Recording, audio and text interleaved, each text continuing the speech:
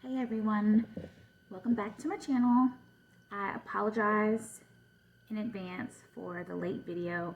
I know that I said I was going to post every week, but let me tell you, life gets in the way, and also school is very hectic. I wasn't expecting it to be over so fast, but I mean, it's just like day after day after day. You're running those long hours, and then you come back, you're exhausted, and you want to sleep. Also, I went home over the weekend, so it kind of cut into my time. So here we are. We're actually into week 4 right now, I think. I don't even know. Time is just completely smashed together. So I'll give you a recap. Okay, so we are going into week 2. Last week was just learning the basics, going forward and backward, doing our offset. Now into week 2, we are on Monday, day 7. We have another urine test.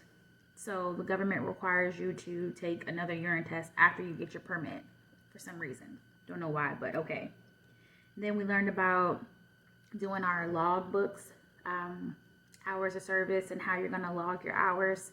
Most trucks now have an electronic log system, but if your electronic log system goes down, you have to do paper logs. So they showed you how to do paper logs, and it's super important that you know how to do paper logs, because if you don't, you get pulled over by DOT, it's not gonna be good.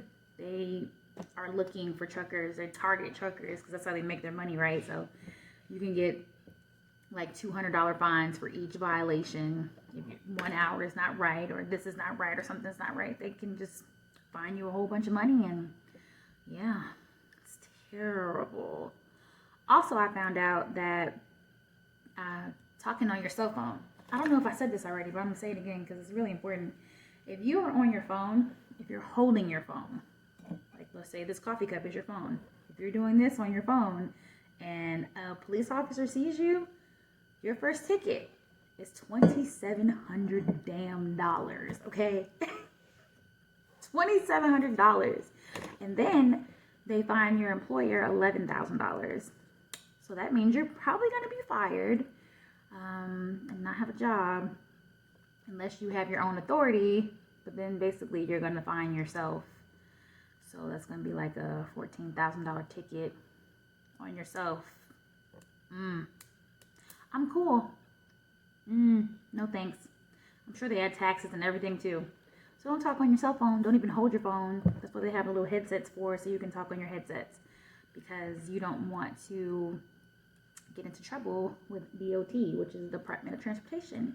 They can inspect your vehicle at any time. They don't need to have a reason. They can just pull you over just because they're having a bad day and tell you to get out, and they're going to run through all your stuff. So you got to be on point. Okay, moving on. We did our hours of service logs in the morning, and then after that we went back outside to the range and did more offset backing, just to, brush up on our skills, because that's something that you have to do for your road test. You have to do straight line back is what, if you're going back to the parking space. You have to do offset backing, which is what I showed you in the previous video. And you also have to do a parallel park, which we haven't learned yet, but I'll let you know more about that. So, Tuesday, which is day 8, okay? You're on your 8th day. And you just started school last Monday, right? Tuesday, you learned how to shift. And we have automatic trucks. We have manual trucks. So our manual trucks are 10 gears, and you have a gear pattern of 10 gears. Your gear pattern looks like this. Okay, so here is the gear pattern on the manual truck, and it's definitely different from a manual car. As you can see, your first gear is down here and reverse is up here. We've had people in our class who drive manual cars and have memorized this gear pattern and have had issues driving their car home because the gear pattern is altered. So first gear is down here. Your soft wall. Oh, whoa, this is actually a hard wall. Okay, we're back with the correction. So this wall is your hard wall. These two walls over here is how where your gear shift goes, and you can't push your gear shift anymore. So they call them hard walls. And in the middle here is your soft wall, and also where neutral is. Anytime you're in the middle, you're in neutral. I'm not going to teach you how to drive a stick on this video. I just wanted to show you the gear pattern because I just learned, and we don't need to discuss that. You'll learn in school. But long story short, you go from first gear over to neutral, up to second, down to third, up to fourth, down to fifth. Then you go over into neutral, back down to sixth. You got to flick your gear selector up, and you'll have that on the little handle. Up to seventh, down to eighth, up to ninth, down to 10th. When you downshift, it's not really a difficult process, but it just takes some getting used to, especially if you've driven automatic your whole life. Clutching and moving the gear shift at the same time takes a little bit of practice. So when you're downshifting, you have to brake to 1,000 RPMs, clutch to neutral, rev your gas pedal up to 1,500, and then clutch to gear, right? Back down to 9. If we were in 10th gear, we would go down to 9th that way. The same thing going down from 9th to 8th. So you have to brake to 1,000 RPMs, clutch and go to position. You got to clutch to neutral in order for you to shift gears. Then you have to rev up to 1,500, position your gear shifter, and then clutch down into 8th. So it's just a process of moving your feet back and forth, which after you practice, you will be fine. But when you start initially, you're like, what? It's crazy. Back to our regularly scheduled program. So learning how to shift, we are actually on a real road with real cars, okay? I thought we were gonna go to a parking lot somewhere and drive around in circles like you do when you learn how to drive your, a car. No. In Texas, there are access roads that run directly next to the highway. I know it's not like that up north, but that's what we have in Texas. And that's what we drove on, was the access roads. So I was like, we're driving in real traffic. He said, what other traffic is there other than real traffic? I mean, yeah, it's a good question. I mean, it's a stupid question, but I just could not believe that we were actually going to drive with cars and red lights and stop signs. I was like, holy crap. So, shifting, okay? I did good the first day. I upshifted. Like, it just takes practice. When you upshift, you can't float your gears.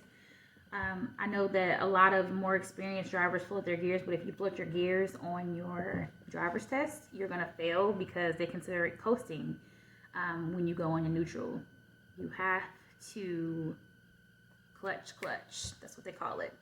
When you're shifting gears, you clutch to neutral, you clutch to gear, but you do it that fast. Clutch, like the Addams Family. That's how fast you have to clutch. So, if you don't clutch and you miss your gear, you're going to grind your gears. It's crazy, but it all comes together, I promise. It's definitely intimidating, but I mean, it's a 22-day program. They're taking people who have never driven anything before, any manual transmission before, and turn them into drivers. So if all those people could do it, I could definitely do it. All right. That's what we did on Tuesday. We did our shifting range, learning how to upshift and downshift, going around in like a big square. I think it was like 5 miles that we went around to learn how to upshift and downshift. And then there were 2 other people on the truck with me. So it was 3 students all together, and we learned how to do that. So on Wednesday, we did offset backing all day. And then we had afternoon classes, which was just a short PowerPoint.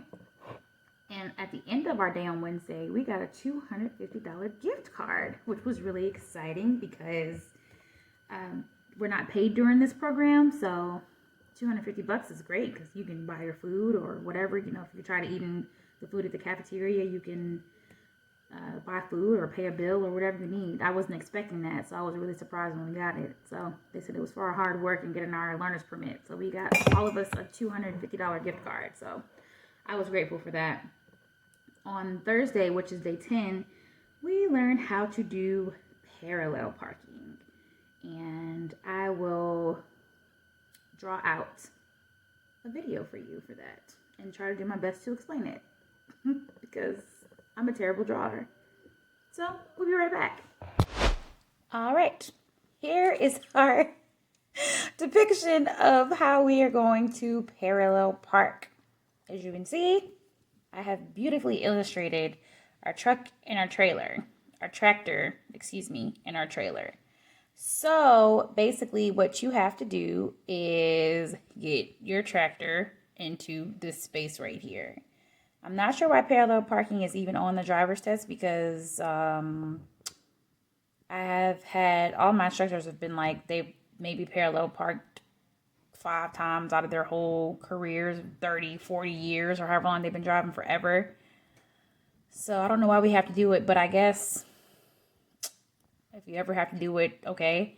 It's actually fairly easy to parallel park. So basically you are taking your trailer and you're sticking your butt in here. And you would think that it would be hard because you have a 53-foot trailer, but it's really not that bad at all. So once you learn how to offset parking is harder than parallel parking.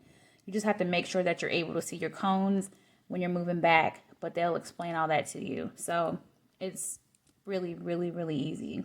All right, so after we did our parallel parking that morning, we had to go to the afternoon to do the turning range, which is how you learn how to turn your truck.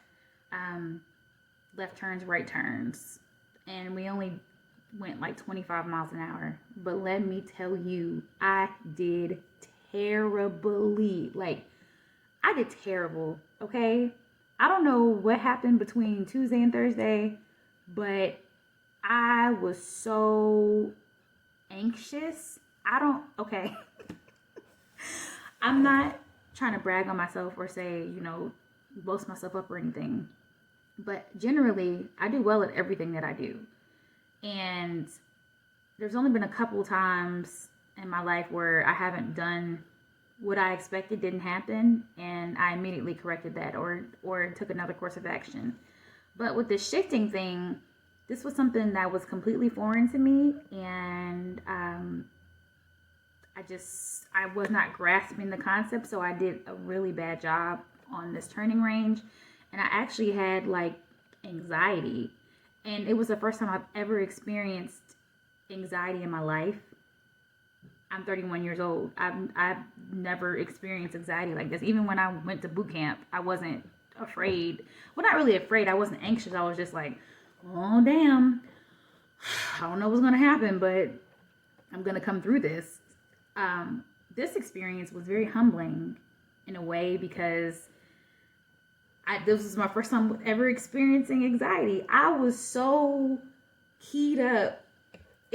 We drove in the afternoon. No, we drove in the morning. I apologize. We drove in the morning and we stopped driving at noon. I didn't calm down till like 5 o'clock that evening. That was really, really bad and very, very strange. It was a strange feeling for me. So I definitely learned something about myself in that time. It was humbling. So anyway, from that terrible experience that I had, and it was terrible because I wasn't shifting. Like, I was stalling the truck. I just couldn't get the shift together. We would upshift. I couldn't downshift. I was getting stuck on the side of the street. We kept having to put on our 4-way flashers because I was like, I just did terribly. He gave me a needs improvement on my sheet. I was like, damn. I mean, it was terrible. I wasn't going to quit school or anything, but I was like, man, if I have too many more days like this, I'm not going to make it. So I decided that night that I needed to dry shift. And dry shifting is when you get in the truck isn't on, you're just practicing your shifting, how to shift. I dry shifted for an hour, upshifting, downshifting, upshifting, downshifting. I didn't stop until I went perfectly through the patterns 5 times, all the way up and all the way back down, up shifting and down shifting, to make sure that I had it. And that was what helped me be able to get my shifting good and make sure that I stayed the course so I wouldn't have that issue again. And things went a lot better from there. All right. So on Friday, we did city and highway driving. And also, so Friday, my upshift was good. I was doing it. When I had a downshift, that was a whole nother story. And most people have problems with the downshift. A lot of my classmates were having the same issues as far as downshifting was concerned. So I really didn't feel bad. You know, it was just about practicing more. Lots of practice. We just have to practice. All we can do is practice, right? We don't have that much time to drive. So it's really important that we practice. So I did my downshifts. Not that well that day either, but it was better than the day before, okay? The day before. I cannot explain to you how terrible it was the day before, but it was terrible, okay? We'll just leave it at that, okay? Better on Friday. After we did our driving in the morning, we did more straight line backing, more parallel parking. And I was having problems with my trailer drifting for some reason. When you straight line back, you have to make sure that you can see your trailer and your tractor in a straight line. And you have to make sure that you have the same amount of tires in both mirrors. Like slither a tire you want to see. You don't want to see a lot of tires. And I didn't have all those tires. I had one side where I could see, and I couldn't see any tires on the other side. So my trailer was like, my butt was starting to hang out. So you have to correct yourself because you're not driving a car. Your trailer and your tractor are separate. So you have to remember which way you need to turn in order to line yourself up.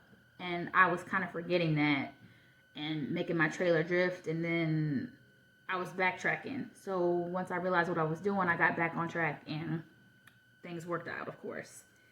And on Saturday, because remember we go to school from Monday to Saturday, we did more parallel parking and more straight line backing, and that was all day on Saturday. Also, we did pre-trip. So while people were doing the trucks, we were doing pre-trip, because on your test you have, I think it's something like 110 items that you have to remember on the truck. And you have to remember them in order. You have to remember what to say. So when you start your pre-trip, you'll say like, windshield properly mounted, secured, not cracked, broken, or damaged, no illegal stickers. You have to say stuff like that on your pre-trip when you're doing your test for your CDL. And when you go to take the test, you pull a card. And if you pull a card, the truck has different sections, okay? A, B, and C. D is for the entire truck. So A is like the front of the truck, B is like the middle of the truck, and C is the back of the truck and the trailer, I believe, something like that. If you pull D, you have to name every single part of the truck. You only have 2 hours to do your test, so that means you gotta be fast if you pull that D card, okay? Because you have 2 hours to do your pre-trip, to do your backing maneuvers, and do your drive. And they said the drive takes 50 minutes by itself, so you really don't have time to pull a D card. And if you do, you gotta know your stuff. So pre-tripping was something that we had kind of been working on every day. Every time we're at the range and we're not in the truck, we're doing the pre-trip, because we have to remember all the parts just in case we pull a D card, and we have to say everything. And then you have to say each little thing. You gotta say AC hoses properly mounted, secured, not cracked, broken, or damaged, and not leaking. So each specific part has a nuance that you have to say. The metal parts can't be bent, broken, or damaged, but the plastic parts can't be cracked, broken, or damaged. So you have to remember what to say for what. You have to remember what's leaking, what doesn't leak, what's a belt, what's cracked, what's not cracked. So pre-trip is important. Also, it's important just for you being on the road in general, because you're going to have this truck and you're going to be driving it. So you need to know what to look for just in case something's wrong and you get out of service and have to fix it. So that was week 2. Thank you for watching, and week 3 will be up shortly.